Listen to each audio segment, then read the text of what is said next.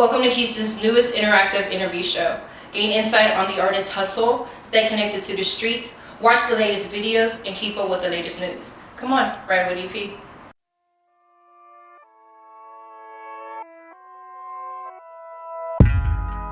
We are finally here.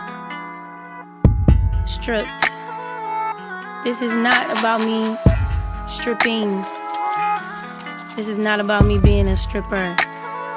This is about me being stripped and showing y'all the real Brittany. This definitely been a long journey, and I know everybody has been in some type of relationship that the person you really love hurt you. And we've all been through obstacles in our life. We all had little bumps in the road. We all been hurt before, and we all been happy before. Follow me on this journey of being stripped. Stripping away all the pain, stripping away from people, stripping away from things in my life that I know that's not good for me. Finally free. Stripped. I'll be driving, taking her some places around Houston, some places that I done grew up at, places that I maybe worked at, you know, just a little bit about me so y'all can get to know me better, and also EP and her team can get to know JB better. So right now we're headed to 5th Ward. 5th Ward, Texas. Born and raised? Born and raised, yes. Well, I actually grew up in 5th Ward. I went to NACU Henderson. I lived in Coke Apartments. Donation. There you go. All right. Y'all know who this is? Y'all know who I am? Y'all know who this is? You do? Oh, look Who does? Who knows? Oh, baby. My grandma. Oh, you know what? We're gonna go by my grandma's house. Yeah. My grandma be up quick. I was actually just coming to see you, but you wasn't over there. And Diane told me that she was at the Washington. You know, I have to work. I have to go to work. Yeah, so she is crazy too. So y'all gotta get ready for her. She's a whole different situation. But yeah, I grew up in Coke Apartments. My daddy stayed on Market Street. I went to NACU Henderson Elementary, and then we ended up moving by the time I got to middle school. Yeah. I went to Jesse Jackson Academy for high school. First I went to Worthing, and then I went to Jesse Jackson Academy. Oh, so you went to Worthing? Yeah, I went to Worthing, and then I went to a private school, charter school, which was Jesse Jackson Academy. And I lived in these apartments called Royal Palms. We're gonna go by there too, or whatever. And so I kind of just like, you know, maneuver my way up out, you know, that whole realm of hoodness over there, because I mean, growing up in Royal Palms, it's like you seeing everything, like drugs, you know, violence, people, you know, just, you know, coming in and not getting killed, all type of stuff. So it's like at that time, at that moment of time, like that's all, you know, that we could afford at the time. So that's why my mom ended up moving there. But as I got older, I moved out my mom's house when I was 15 years old. I got my own apartment when I was 16. And then my sister and I ended up getting an apartment in Royal Palms. And I waited till she graduated, you know, from school. And then we ended up moving. Because you graduated early, right? I graduated at 16, yes. And my little sister and I, we both graduated valedictorian. So, you know, it was a great accomplishment. And then I ended up just, you know, after I was so, like, in the house all the time, because all we knew was school and home. Like, I didn't even know that it was a whole nother side to Houston until, you know, my sister, she had a boyfriend that she was going with, and he was older, and then he had an older sister, and she knew everything. She was like, this when Candy Shop was going, Connections, like all the top clubs, like Big Steve, Captain Jack, they had the clubs like Rocket. And I used to get in that mug for free, like, you know what I'm saying? Me and all my friends, like, you know what I'm saying? The promoters, they had a crush on me, so I'm like, hey, y'all, I'm gonna get all of us in. We're gonna have us a section, bottles, whatever. You know what I'm saying? So it wasn't really like, we never really had an issue, you know, and me, like, getting in, because the promoters, they, like, love me for some reason. Like, we just used to always go. Every club that they had, we just always went to. And that's where it all started at. Who put you on music? What's the connection? How did that happen? I've always knew how to sing, and I've always been an entertainer, let me put it that way. Okay. Because my mom used to go to this club a long time ago, and it was called Dion's. And we wasn't old enough, and she hate when I say this, but we wasn't old enough to go to the club, but she kind of used to sneak us in there. And we used to perform on the stage. Me, my sister, my older sister, my younger sister, and I, we used to go in the club, perform. We'll do like TLC, Destiny Child. My little sister, she even used to do like some like male songs and everything. Like, it was crazy. But that kind of like helped me to be even a better like entertainer. Like, once I go back and think about it, like, we even have like videos of everything of us like going and performing and just. How do you deal with, you know, the business side and the fan side? And I mean, I deal with my fans with respect, because it's like, for somebody to even have that genuine love for you and they really never met you, is only through like, you know, media or music or pictures or whatever. Like, that really means a lot, and a lot of people don't really get to see that, you know, until they do hang with me or something. Yeah, because when I met you, it just feels, I don't know, like if I knew you, like I've known you. The music, I know that it's changed. Let's get back to that. I know that it's changed a lot, and not only like your image as well, because it has.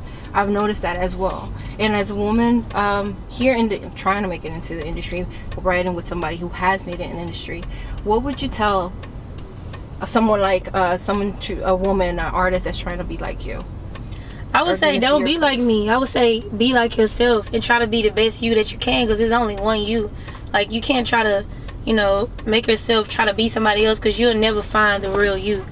You know, you can pick, you know, different things that you like about the person. Like, oh, okay, I like the way she do this. Or, you know, maybe, you know, you like the way she dress, her hair, or, you know, the way she do her makeup and stuff. But, you know, far as a person, I would say, like, try to be the best you that you could possibly be, because you might find people who want to, you know, be like you in a certain type of way. And you have to tell them the same thing, because, I mean, growing up in this society, you know, just with social media and just all the things that's going on, like, you're bound to want to be like the person that you feel like, oh, this person hot at the time, let me try to be like them. It's only one you, so you just got to be the best you that you could possibly be. Once I got older and I started dancing, I became a dancer, because I was going through this bad relationship. I ended up talking to this guy, you know, I was young at the time, and, you know, I was just like doing so much for him. And we ended up having dinner, you know, so I hadn't seen him maybe like a week or so, because, like I said, we was into it. So I hadn't seen him. Okay, so by this time I was just Brittany at this time. So I hadn't seen him in like a week. So we had dinner at Grand Lux, and, you know, he got his poker face on, and I got my, you know, real face on. Like, okay, you know, what's going on? So I'm like, yeah, so I heard that you and this person was in the club together, and I heard that y'all was here or whatever. So he was like, don't be asking me no questions, you know, da da da da. So, you know, he kind of like buried it and made me feel like, okay, you know what, cool, like, I'm not gonna question you, I'm not gonna ask you no questions, you know, like, I trust you, so I'm not gonna even second guess or third guess or think that you're doing something different than that. So anyways, we left. So I get in his car, and you know, I'm about to go. I'm happy. I'm like, all right, just, hey, we good, whatever. And I see a camera, and I'm like, oh, let me grab this, look at some pictures. And I look at some pictures. I go to the camera, and I seen a picture of him and her on the camera. And I just took the camera and I threw it against his glass and shut his front window.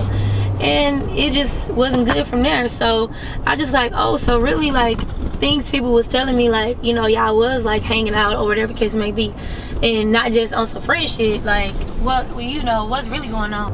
After that happened, we just kind of like I was still dancing, so I had this song on the radio. Like, that's when Call Me For That Good was on the radio. Like, and I had just, you know, signed a deal with like Cash Money.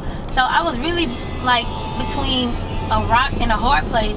And at this point in time, like, they literally kind of like just more so like came out with it, like, you know, everywhere I would see them places, you know what I'm saying? My feelings was kind of like really, really hurt or whatever. And I was like, you know what, I got this deal, I'm about to move to Miami. So I ended up like moving out of town to Miami, and you know, that kind of like made me feel like, okay, well, look, I had to get away from this situation because my heart isn't too involved, and I was very sensitive, so I just couldn't take seeing none of that type of stuff. And then the girl who, you know, her and the guy who we was both dating the same guy, like, they started hanging together, you know what I'm saying? So it's just like everything had kind of like turned against me. And you know, I moved out of town, but then I couldn't even stay out of town that long because I'm just like, man, like, I really miss him. And he called me and we kind of like talked about the situation, and then I came back to Houston, and the girl, she was like really explaining to me like what the situation was. Like, we had a fighting, everything. Like, this really went, like, I was so heated after I found out what happened, to where it's like I was like, I was like, you know, I went up to the club because she was a dancer too. So I went up to this other club. I went up to Dreams, and I was sitting there, and you know, I had my clothes on and everything. I was like, I ain't tell my sister nobody because my sister them crazy, so they don't play behind us. She don't play behind her sister. So I went up there, and Malaya had walked up to me, and she was like, Brittany, what's wrong with you? Like, you know, you look mad. I'm like, nothing wrong, whatever. So I knew her and the other girl was coming back from the club. So I waited for them to come back from the club, and I seen them, and they walked in the dressing room. I'm like, okay, they here now. So I seen them, and I went to the dressing room, and you know, I kind of like asked her a question. She kind of got like a little fly, and I just like, you know, I just kind of like blanked out. So some type of way, my sister was behind me. I didn't even call her or nothing. It was just like my whole like team of everything was like behind me. I'm just like, wait a minute. You said blanked out, so you were fighting, right? Okay.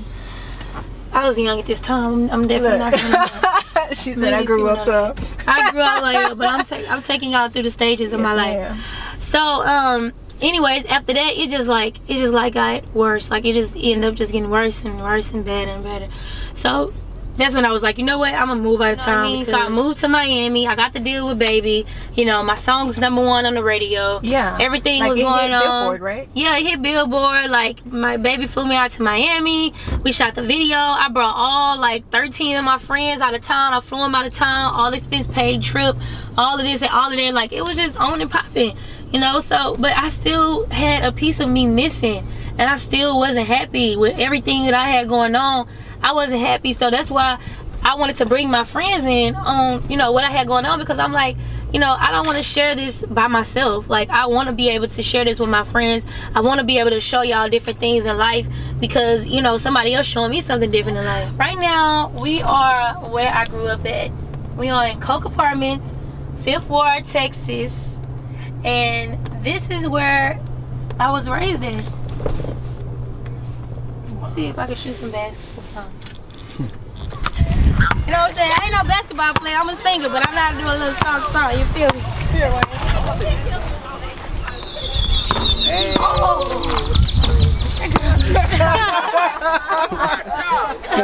You want to do that, So how did you feel to come back? You're welcome, baby. You're welcome. It feels good. I mean, I haven't been here probably like 5 or 6 years. The last time I was here, I think it was for Christmas, and we was giving away blankets and toothbrushes and, you know, just all type of toiletries and stuff that I feel like people needed. I'm in 5th Ward, baby. In the hood. Coke Apartment, baby. 5th Ward. For your cousin Wayne, for your uncle Wayne. Oh, yeah, Wayne, baby. 5th Ward, baby. Get me good. 213. I'm next to become a rapper. Yeah. 213 Backstreet. See y'all later. Love you too. She was 56 years old for her to get out there and play like that? Oh yeah. That's what's up. I ain't never seen no person at 56 play like that. The brick. Bye, Coke Apartments. You will always be remembered. 5th Ward, Texas. I want to hear that Mama Should Have Told Me. Could you do some? You want to play it? No, I want to hear you. Could you do it? Do you? Because it's different when you hear it with music in the background, and then it's different when you hear it coming from that person.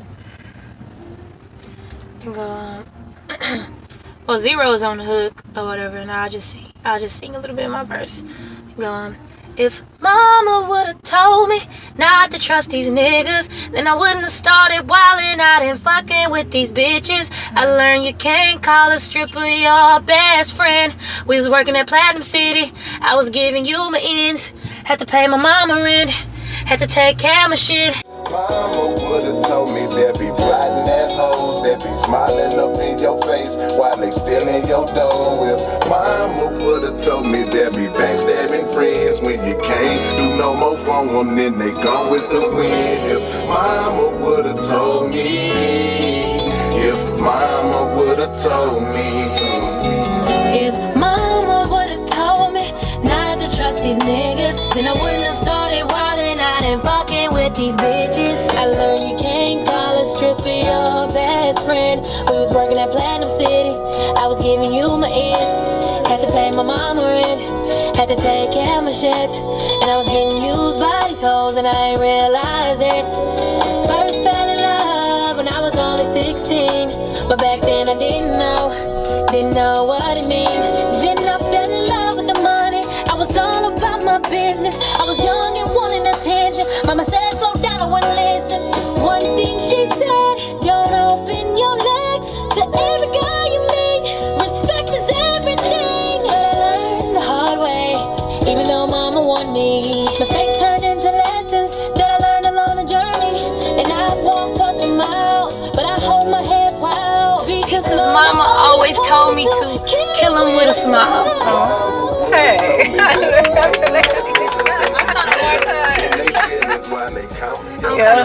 I've been having shows all this week, but yeah, like I mean, basically the whole story that I just told y'all, I just put it in a verse. Hey, that's deep though. Thank you. Well, my mom is still in my life. My You're dad, just independent. My dad, not too much. We can go at my dad's house too. Actually, he stays on Market Street, Kelly Court. Yeah.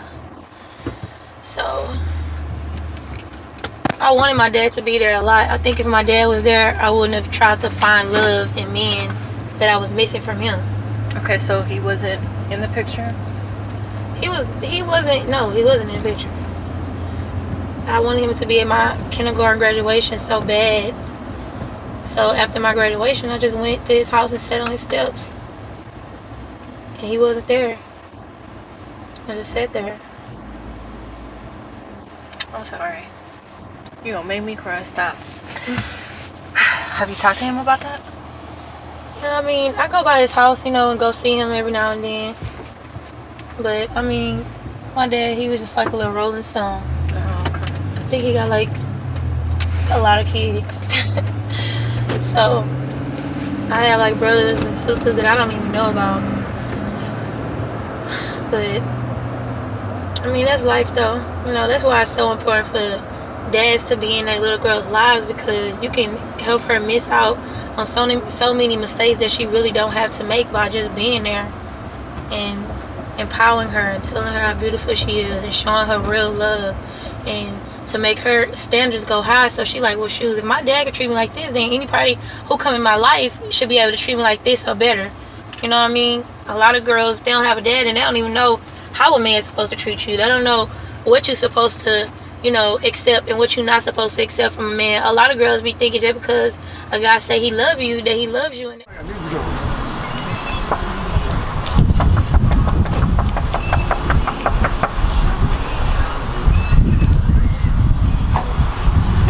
Somebody got to show me the way here. They got the love show. Yeah, they. Popsy here got his. And I hear music, but nobody is answering the door. So I don't know what's going on. I don't know. They need that from you. They need that love, that care, that protection, so they can know how they're supposed to be really treated. People said knock again. Try again. Knock together. Let me see.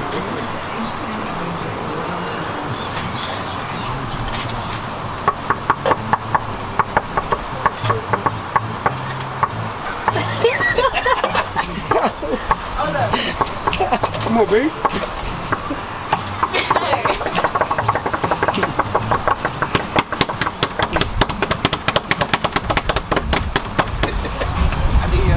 Why is so young? I know many young ladies are looking at you. Just stay true and keep being a great woman.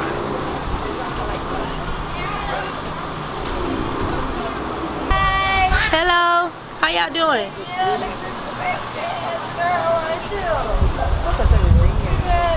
Yep.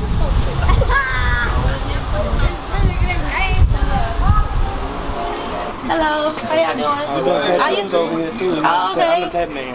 Yeah, me and my sisters and my family used to stay in this apartment. And this one person right? Number 10, yes, right here. Yeah. Well, we got to get a little picture on and stuff. Okay. We on our way. Yeah. So how did it feel when you went, okay, for instance, whenever you got the release or whatever, they didn't even try to work with you? They didn't try to say, hey, look, we're going to go ahead and we're going to make this work. We're going to... That's the only reason why I did it, because I'm thinking like, okay, well, if I ask for release, maybe they'll try to, say, okay, look, we're going to work it out, we're going to do this. But I mean, it's kind of like, they was like, well, shit, you want to get released? All right, bye. Okay, and then when you saw Nikki, what was your reaction? Nikki was shooting a video. She was shooting a video with, what's his name? Sean Garrett. When they had like the little pink wigs on, and it was in LA. I was on the bus with Baby. They were shooting that video. I started thinking that I forgot the song name. But she was working, so I really didn't get to say too much to her. But I met her on a whole nother side. We was at the X Games in Austin, and I met her with one of my friends who works in Meeks Mill's camp, and he introduced me to her. And she spoke to me. She gave me a hug. She was real nice. Yeah, like I thought she would probably been like snobbish or something, but she was actually nice, and it made me like love her 100 times more. I don't have a problem with Nikki. Like, she doing her thing. She's the epitome of what every girl in the rap game, what the heights that they trying to get to. So there's no reason to hate on her or dislike her or anything. If anything, you want to learn something from her. That's how I look at things. Okay. Gotta give it to her. Like, yeah, it sounds like just Brittany. So, what was your first reaction? When did you hear it? When did you like, wait, hold up, that sounds like my song? What's crazy is I first heard it because actually Tony Neal had called me, and he was like, do you hear this song? Like, Rihanna has a song, and it's called Bitch Better Have My Money. Like, yo, bitch better have my money. Because I had sent it to him like a year ago. Like, hey, this is one of my new songs. I want him to help me push it. And I heard the song, and I was like, dang, like, they do sound familiar, but I don't feel like that, she herself actually, like, went and said, oh, let me get another song like another artist. When you're an underground artist, a lot of times they say they say good artists take and great artists steal. They got a book called that. Wow. So, I mean, I'm a fan of Rihanna's. I have no problem with her at all, but, what I'm saying? I'm just like, well, shit, just throw me on the remix or something, Okay. Shit. You know what I'm saying? But the media try to make it and play it in so many different type of ways, So I don't really trip about it. I know if I can make one hit to make people want to, I can make another. And that's been happening in Houston for Houston artists for a long time. They always like taking our style and, reinventing and making it their own. And sometimes, like, when you from Houston, they be like, oh, you always on there drinked up and screwed up. But then other people do it, and it's, like, new to them, and they think it's cool. And it's just, like, I don't be understanding that. So that's why I got my own lane, doing my own thing. And I'm a trendsetter, so I don't have to follow trends. I am the trend. Right. Okay.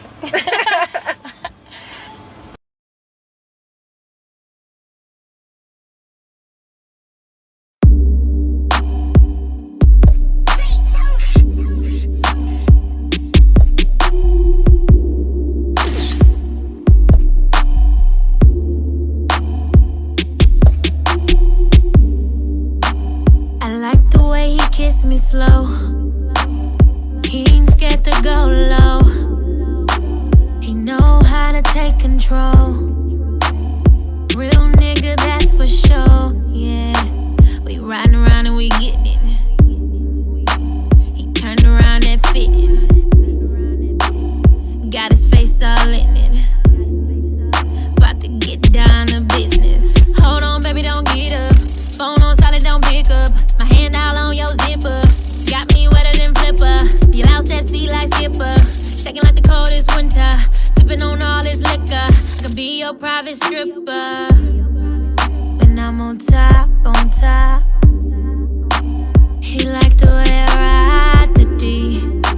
Don't stop, don't stop. I like the way you driving me. When I'm on top, on top. He like the way I ride the D. Don't stop, don't stop. I like the way you driving me. Drive it real slow, baby. Speed it up, make me go crazy. That 808 got me shaking. Damn boy, you the fucking greatest. We run around and we getting it. You turn around and fit it. Got your face all in it. This is just the beginning. Hold on, baby, don't get up. Phone on solid, don't pick up. My hand all on your zipper. Got me wetter than flipper. You lost zesty like zipper. Shaking like the coldest winter. Sipping on all this liquor. I could be a private stripper when I'm on top, on top. He like the way I ride the D. Don't stop. I like the way you're driving me when I'm on top. He like the way I ride the D. Don't stop, don't stop. I like the way you driving me. Hold up, I got the crown in my cup. He told me for the good, so he already know what's up. In the Cadillac with my legs up in the back. Put the tab in my butt, so he call it booty crack. That's that freaky shit. Crack a jack, he get the prize when he in my clip. Cake mix, Betty Crocker when he beat that shit. Superwoman powers when it's summer out the heat.